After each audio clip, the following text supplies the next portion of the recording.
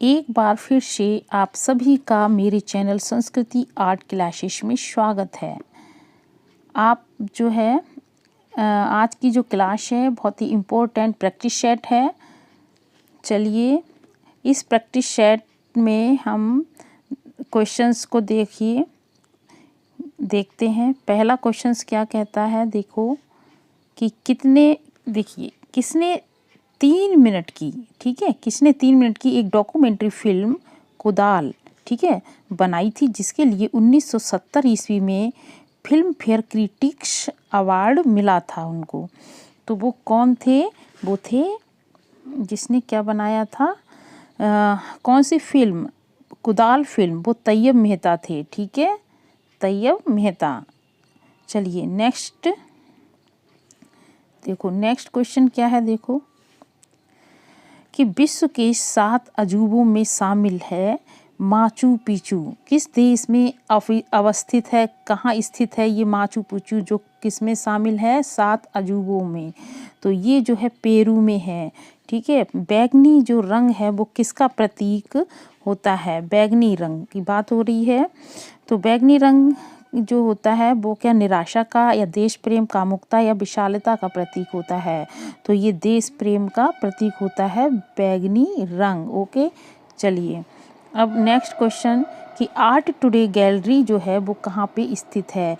ये दिल्ली में है art today gallery. Amrita Shergil की मृत्यु लाहौर में हुई थी, पर वो कब हुई थी? तो उनकी मृत्यु 1941 ईस्वी में, ठीक है। अगला प्रश्न आता है कि यूनान की कलाकृति है रतबाहक निम्न में से किस समय बनाई गई थी, किस काल में? तो इनकी जो यूनान की एक जो कलाकृति इसका नाम है रतबाहक, ये 470 ईसा पूर्व में बनाई गई थी, ठीक है, 470 ईसा पूर्व में। अगला प्रश्न आता है कि हलदर असित कुमार हालदार, ठीक है, इसलिए उन्हीं के नाम पे देखिए हालदार हॉल जो है वो किस संग्रहालय में है? तो हालदार हॉल जो है वो इलाहाबाद संग्रहालय में है, ठीक है।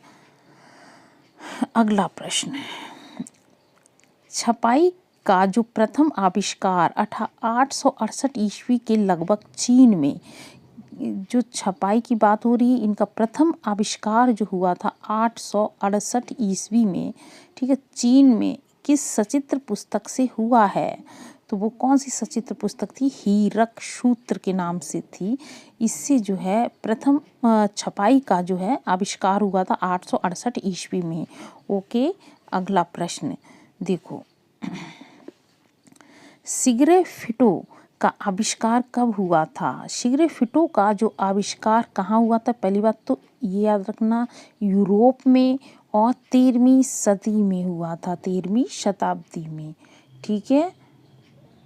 चलिए अगला प्रश्न की ओर देखो, अगर आपको मेरी जो वीडियो है आपको अच्छी लगे तो प्लीज़ इसको लाइक ज़रूर कर देना, सब्सक्राइब कर देना और शेयर ज़रूर कर देना, ठीक है, और कमेंट बॉक्स में लिख के ज़रूर बताना, ठीक है। चलिए अगले प्रश्न की ओर कि भारतीय चित्रकला में छाया प्रकाश की उचित प्रभाव कब से माना जाता है? भारतीय चित्रकला में किसका? छाया प्रकाश का, ठीक है, इनका जो उचित जो प्रभाव हुआ था वो कब से माना जाता है? तो वो है कंपनी शैली से, ठीक है। अब देखो कला संवाद नामक ये पत्रिका है, ठीक है, तो कहाँ से प्रकाशित होती है कला संवाद पत्रिका? एक सेकेंड, इसको थोड़ा सा अब दिखेगा, देखो तो कला संवाद नामक जो पत्रिका है वो कहाँ से प्रकाशित होती है, कहाँ से निकलती है? राष्ट्रीय ललित कला अकादमी नई दिल्ली से, ठीक है। चलिए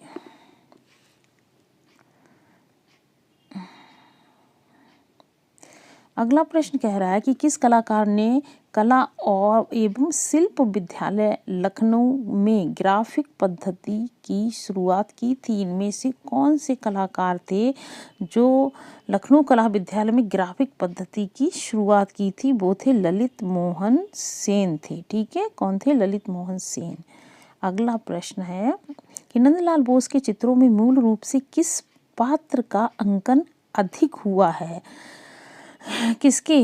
नंदलाल बोस के चित्रों में।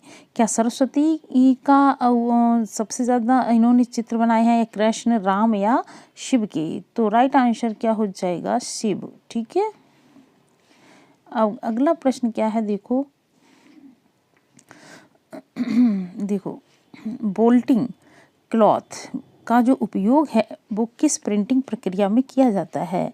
तो इनका जो बोल्टिंग क्लॉथ माने कपड़ा होता है, ठीक है। तो बोल्टिंग क्लॉथ का जो यूज है ना, वो सिल्क स्क्रीन छपाई के लिए किया जाता है, ठीक है। अगला प्रश्न आता है कि प्रागैतिहासिक चित्र बनाए गए हैं। जो प्रागैतिहासिक चित्र किस पे बनाए गए हैं आपको पता होगा, वो जो है प्राकृतिक, एक मिनट, किस पे? प्राकृतिक शिलाश्रयों की खुरदरी दीवारों पर, ठीक है। प्राकृतिक शिलाश्रयों की खुरदरी दीवारों पे बनाए गए हैं कौन से चित्र? प्रागैतिहासिक चित्रों के। चलिए अगले प्रश्न की ओर देखो, एक मिनट,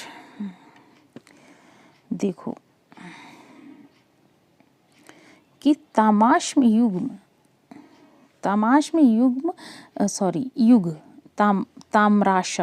ठीक है। जब तांबे की खोज हो चुकी थी ना, ताम्राश्म युग की जो ताम्र कला के उदाहरण किस स्थान पर प्राप्त हुए हैं? कहाँ पे ये उपलब्ध हुए हैं? वो है नबदा टोली, ठीक है।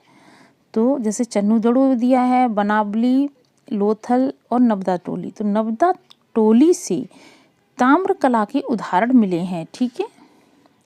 अगला क्वेश्चन क्या है कि किस भारतीय शिला चित्रों की तुलना जो है प्रागैतिहासिक शिला चित्र है अल्टामीरा से की गई है? तो वो भारतीय शिला चित्रों की बात हो रही है। वो कौन से भारतीय शिला चित्र थे? वो पंचमढ़ी था, जिसकी तुलना किससे की गई है? अल्टामीरा। ये भी प्रागैतिहासिक शिला चित्र यहाँ से मिला है, अल्टामीरा से। ओके, चलो अगला प्रश्न क्या है कि छेपांकन, मतलब छेपांकन को स्टेंसिल कहते हैं। तो ये इस छेपांकन स्टेंसिल पद्धति के सर्वाधिक चित्र जो है किस प्रागैतिहासिक गुफा में हैं? सबसे ज़्यादा ये कह रहा है सर्वाधिक जो चित्र मिले हैं छेपांकन पद्धति के, कहाँ से? कबरा पहाड़ से, ठीक है। तो राइट आंसर क्या हो जाएगा? कबरा पहाड़। चलिए अगला प्रश्न आता है, सिंघनपुर की खोज जो की थी किसने की थी? तो सिंघनपुर की जो खोज की थी किसने? C.W. एंडरसन ने। ओके, अगले प्रश्न की ओर बढ़ते हैं। देखो कि भीमबेटका गुफा की जो खोज है वो कब हुई थी? तो भीमबेटका गुफा की जो खोज है वो 1958 ईस्वी में हुई थी, ठीक है। और आप लोग जो है क्वेश्चंस करिएगा और देखिए कि आप कितना कर पा रहे हैं, ठीक है। तो आप लोग ये कमेंट बॉक्स में लिख के ज़रूर बताइएगा। और आपको वीडियो कैसी लग रही है, मेरे कंटेंट जो भी है हम लाते हैं आपको कैसी लगती है, तो प्लीज़ इसको लाइक ज़रूर कर देना, इस वीडियो को सब्सक्राइब और शेयर कर देना। ओके, आप लोग जब लाइक करते हैं या सब्सक्राइब भी करते हैं तो मुझे जो है ना बहुत ही मोटिवेट मिलता है और खुशी होती है, ठीक है। तो इसलिए मुझे लगता है कि आप लोग हमें सपोर्ट कर रहे हैं, ठीक है। चलिए अब नेक्स्ट प्रश्न क्या है, क्वेश्चन देखिए कि लेस डेमोशेलेश निम्न में से किसकी चित्रित कृति है? तो ये बात पता होगा, वो है पाब्लो पिकासो। अशोक स्तंभ जो है वो कितने फीट ऊंचा है? अशोक स्तंभ जो है 50 फीट ऊंचा है। इसका राइट आंसर क्या हो जाएगा? 50 फीट। अशोक स्तंभ की बात हो रही है, 50 फीट ऊंचा है। अब अगला प्रश्न आता है कि सूर्य किरणों के रंगों के आधार पर किस शैली में चित्र बनाए गए जाते हैं? तो कौन से रंगों के आधार की बात हो रही है? सूर्य किरणों के, ठीक है। तो किस शैली के चित्र बनाए जाते हैं? तो वो है प्रभाववादी, ठीक है। प्रभाववादी शैली के चित्र किसके आधार पे बने हैं? सूर्य किरणों के रंगों के आधार पे। तो देखो वाल्ट डिज्नी की बात आ रही है। वाल्ट डिज्नी आखिर किसके जनक हैं? इनमें से देखिए वो है एनिमेशन प्रक्रिया के हैं, ठीक है। अब 25 क्या है कि घूमने पर श्वेत रंग उत्पन्न करने वाले वर्ण चक्र, ठीक है, वर्ण मतलब कलर, वर्ण चक्र का आविष्कार कौन है? तो वो कौन थे? न्यूटन थे, ठीक है। घूमने पर श्वेत रंग उत्पन्न करने वाले वर्ण चक्र का आविष्कार किसने किया था? न्यूटन ने। ओके। अगला प्रश्न आता है कि सिलेंडरशील का संबंध जो है वो किसकी कला से है? वो है मेसोपोटामिया की कला से है सिलेंडरशील का संबंध। अगला प्रश्न आता है, देखो कि बॉम्बे ग्रुप और प्रोग्रेसिव ग्रुप, ठीक है, में अंतर क्या है? तो देखो कि इसका जो राइट आंसर क्या हो जाएगा कि बॉम्बे ग्रुप प्रोग्रेसिव ग्रुप के बाद बना था, ठीक है। पहले प्रोग्रेसिव ग्रुप आता है, इसके बाद बॉम्बे ग्रुप, ठीक है। प्रोग्रेसिव और तो समझ गए ना कि बॉम्बे ग्रुप और प्रोग्रेसिव ग्रुप में अंतर, कि Bombay group progressive artist group के पश्चात बना था। ओके, चलिए अगला प्रश्न क्या है, देखो एक मिनट, हाँ देखो, जापान की किस पत्रिका में नंदलाल बोस का चित्र है शिव सती प्रकाशित हुई है? तो ये शिव सती जो पेंटिंग है वो नंदलाल बोस ने बनाया है। तो ये वाली जो पेंटिंग है वो जापान की कौन सी पत्रिका थी जिस पे ये प्रकाशित हुआ है? तो वो थी कोक्का।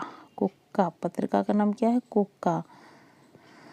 अगला प्रश्न कि देखो, रंग खुरच कर रेखांकन करने वाली पद्धति, ये पद्धति कैसी है कि रेखांकन कैसे किया जाता है? इसमें रंग को खुरच कर, ठीक है, रंग खुरच कर रेखांकन करने वाली पद्धति को हम क्या बोलते हैं?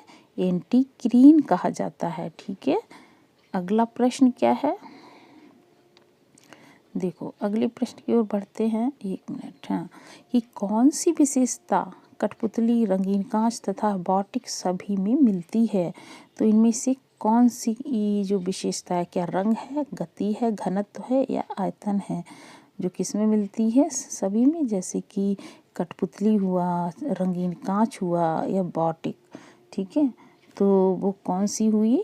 रंग, ठीक है। अच्छा, भित्ति चित्रण में किस प्रकार के रंग जो है, रंग द्रव्य की बात हो रही है, उत्तम माने जाते हैं? इसमें भित्ति चित्रण में, तो क्या भित्ति चित्रण में क्या धात्विक रंग सही माना जाता है? वनस्पति, रासायनिक, मिट्टी के रंग, सबको मालूम होगा वो भित्ति चित्रण की बात हो रही है।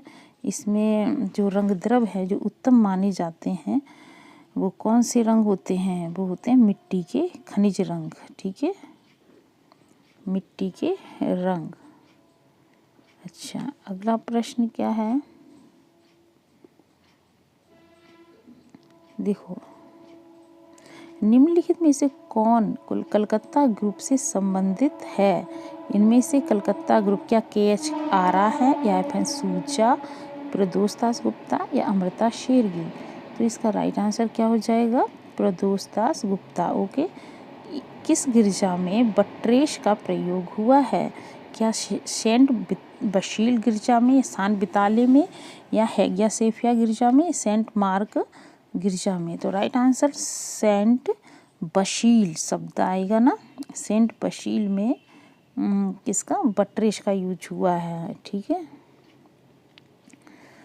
अब नेक्स्ट आता है कि निम्न में से उस पक्ष की पहचान करना है जो कला क्षेत्र में प्रयुक्त होता ही नहीं है, ठीक है। जैसे दृष्टि, कला के क्षेत्र में दृष्टि का भी यूज होता है, अभिव्यक्ति का भी, सृजन का भी, लेकिन साक्षात्कार का कोई यूज नहीं है, ठीक है। अगला प्रश्न कि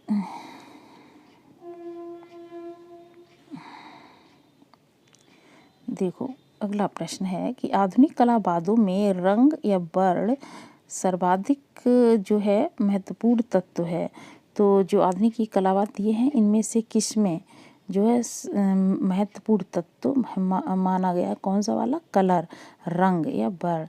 तो वो क्या प्रभाववाद में, घनवाद में, भाववाद में या अभिव्यंजनावाद में? तो इसका जो राइट आंसर क्या हो जाएगा? भाववाद में, ठीक है। रंग को सबसे ज़्यादा महत्वपूर्ण तत्व माना गया है किसमें, भाववाद में।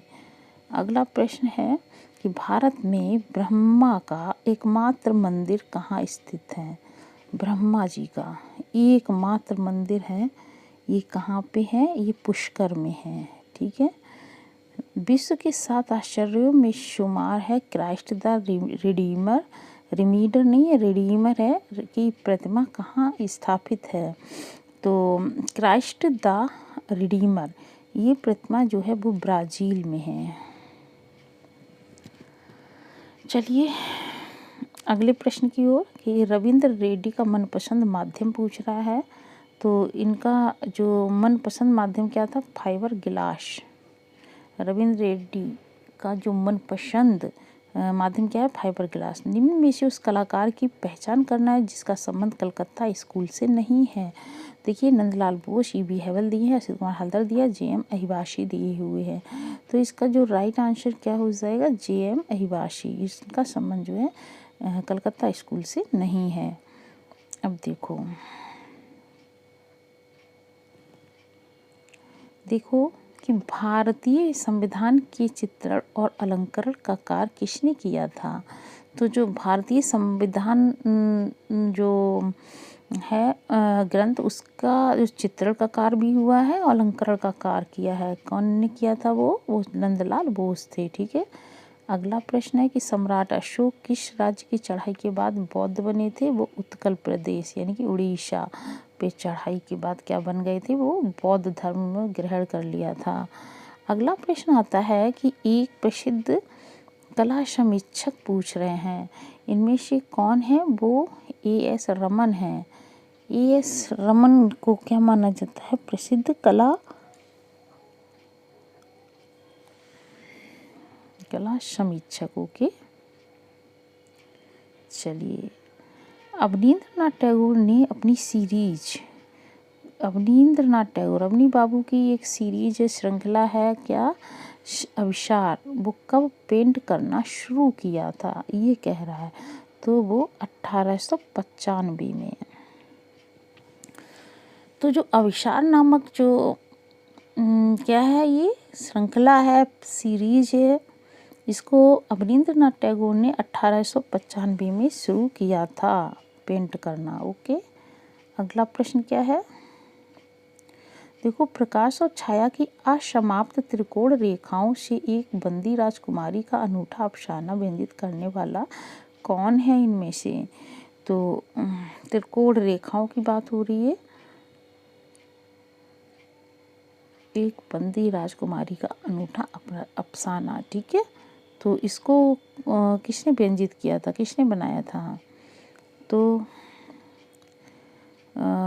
इनने किस चीज़ से, वो प्रकाश और छाया की असमाप्त त्रिकोण रेखाओं से ये वाली पेंटिंग बनाई है, एक बंदी राजकुमारी का अनूठा अफसाना। तो क्या नंदलाल बोस थे या गगनेंद्र नाथ टैगोर, रामकिंकर बैज या टैगोर बंधु थे। तो राइट आंसर क्या हो जाएगा, गगनेंद्र नाथ हो जाएगा। ठीक है। चलिए अगला प्रश्न क्या है कि भारतवर्ष में सर्वप्रथम पाषाणकालीन उपकरण कहाँ से प्राप्त किए गए थे। तो भारतवर्ष में सर्वप्रथम कैसे उपकरण की बात हो रही है, तो वो पल्लावरम से। ठीक है। अगले प्रश्न की ओर, अशोक स्तंभ जो बना है वो चुनार सैंड स्टोन का बना है। अमृता के चित्रों में जो क्या प्राप्त होता है, क्या चीज़ दिखाई देती है अमृता के चित्रों में, वो मानवीय भाव आ जाता है। ठीक है। कैसा भाव, मानवीय या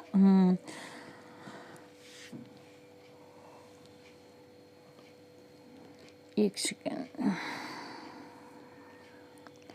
जैसे कि मानवीय भाव पता चलता है। ठीक है। अगर ऑप्शन में मानवीय भाव ना हो तो विषाद भाव होगा, तो इसका राइट आंसर विषाद भाव हो जाएगा। ठीक है। चलिए अगले प्रश्न की ओर, कुतुबुद्दीन ऐबक द्वारा निर्मित, ठीक है, कुब्बतुल इस्लाम मस्जिद कहाँ है। तो इसको किसने, जो कुतुबुद्दीन ऐबक थे उन्होंने ये बनवाया था, कुब्बतुल इस्लाम मस्जिद। ठीक है। तो ये कुब्बत उल इस्लाम मस्जिद आखिर क्या जौनपुर में है, हैदराबाद, दिल्ली या आगरा में है? तो राइट आंसर क्या हो जाएगा, ये कुब्बतुल इस्लाम मस्जिद दिल्ली में है। निम्न में से किस कृति की रचनाकार नंदलाल बोस हैं? तो नंदलाल बोस ने इनमें से कौन सी कृति बनाई है? तो राइट आंसर हो जाएगा बुद्ध का गृह त्याग। तो बुद्ध का गृह त्याग किसने बनाया है? नंदलाल बोस ने। ओके, चलिए आगे जो क्वेश्चन है आगे वाला वो है कि विदेशी कला मर्मज्ञों ने एक्सप्रेशनिज्म मतलब अभिव्यक्तिवाद के सबल चित्रण के लिए किस भारतीय आधुनिक चित्रकारों की तुलना की है? तो वो जो भारतीय चित्रकार वो आधुनिक है, ठीक है, इनकी तुलना की क्या है, प्रशंसा की है। तो वो ये जो चित्रकार हैं वो अभिव्यक्तिवाद मतलब एक्सप्रेशनिज्म से जुड़े हैं, ठीक है। तो वो कौन थे? रविंद्रनाथ टैगोर थे, इन्होंने प्रशंसा की है, ठीक है, विदेशी कला मर्मज्ञों ने रविंद्रनाथ टैगोर की। ओके, चलिए 50 तक हो गया है। अब देखो